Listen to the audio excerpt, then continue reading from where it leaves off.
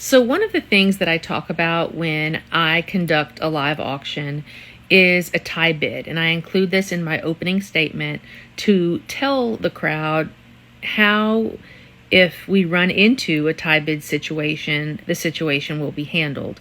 So, typically, auctioneers have people helping them out in the crowd called ringmen. And those are people who encourage bidding, keep track of the bidding. They're extra sets of eyes for the auctioneer.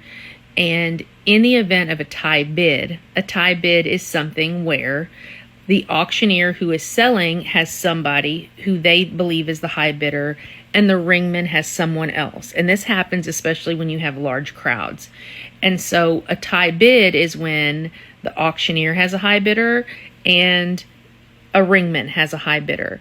And in the event that something like that happens, which it doesn't happen a lot, but it does happen, what happens is we reopen the bidding between those two people and those two people alone until a high bidder prevails. Typically starting with the auctioneer's person and then continuing to go. And a lot of times, a lot of the live auctions I'm still calling are fundraisers. So this is really important because our goal is to raise as much money as possible. But if people know going in that that's a possibility, and you can set the expectation of the crowd to let them know that in the event that something like this happens, this is going to be our protocol to do it.